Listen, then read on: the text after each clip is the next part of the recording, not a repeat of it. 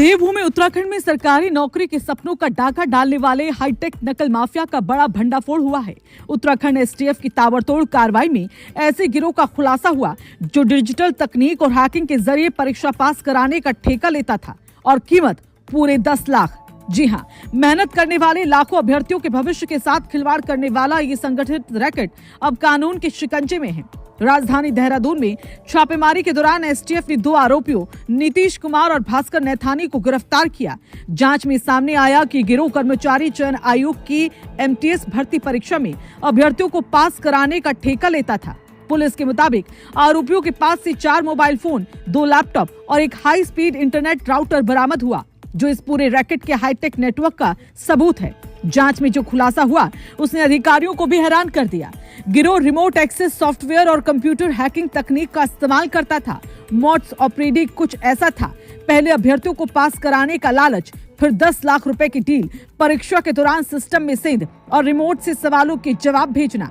यानी परीक्षा हॉल में बैठा अभ्यर्थी सिर्फ स्क्रीन देखता था, असली परीक्षा कोई और दे रहा होता था। सोचिए, जब नौकरी का फैसला योग्यता से नहीं बल्कि पैसों से होने लगे तो सिस्टम पर भरोसा कैसे बचेगा।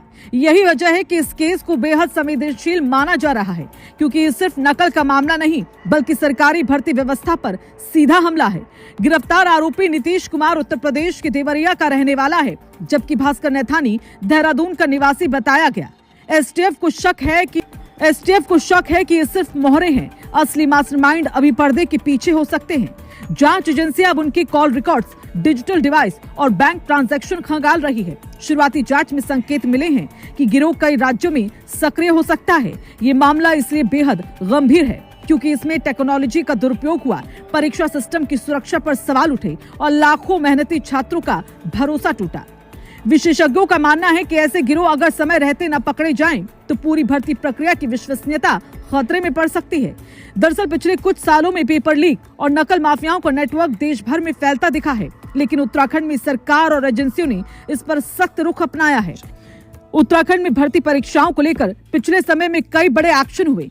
पेपर लीक मामलों में दर्जनों गिरफ्तारियां हुई, संगठित गैंगों पर गैंगस्टर एक्ट लगा, आरोपियों की संपत्ति जब्त करने की कार्रवाई हुई और परीक्षा एजेंसियों की सुरक्षा व्यवस्था को अपग्रेड किया गया। सरकार का संदेश साफ है, भर्ती में गड़बड़ी करने वालों को किसी भी कीमत पर बख्शा नहीं जाएगा। वहीं सूत्र ये बताते हैं कि एसटीएफ ने इस ऑपरेशन के लिए कई दिनों तक डिजिटल सर्विलांस किया, संदिग्ध कॉल ट्रैक किए गए, ऑनलाइन ट्रांजैक्शन मॉनिटर हुए और फिर सटीक इनपुट पर छापा मारा गया।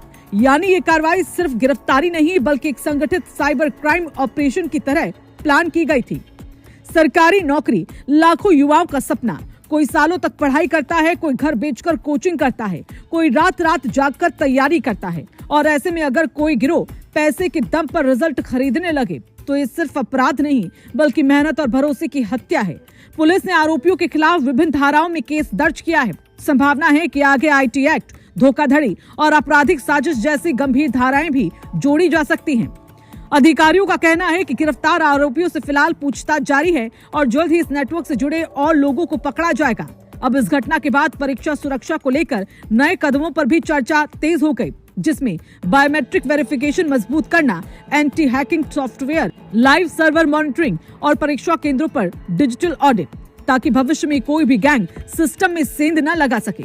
सवाल सिर्फ इतना नहीं कि आरोपी पकड़े गए, सवाल ये है कि क्या ये नेटवर्क पूरी तरह खत्म होगा, क्या भर्ती परीक्षाएं पूरी तरह सुरक्षित हो पाएंगी और क्या मेहनत करने वाले युवाओं का भरोसा वापस लौटेगा। क्राइम एक्सपर्ट्स मानते हैं कि नकल माफिया पारंपरिक तरीकों से आगे बढ़कर साइबर तकनीक का इस्तेमाल कर रहे हैं, इसलिए जांच एजेंसियों को भी हाईटेक रणनीति अपनानी पड़ रही है। यानी अब लड़ाई सिर्फ अपराधियों से नहीं, टेक्नोलॉजी के दुरुपयोग से भी है। फिलहाल एसटीएफ की इस कार्रवाई ने एक बड़ा संदेश जरूर दे दिया, चाहे नकल माफिया कितना भी हाईटेक क्यों ना हो, कानून उससे ज्यादा ताकतवर है। देवभूमि में भर्ती परीक्षा की पवित्रता से खिलवाड़ करने वालों के लिए चेतावनी साफ है, अब कोई बचने वाला नहीं है।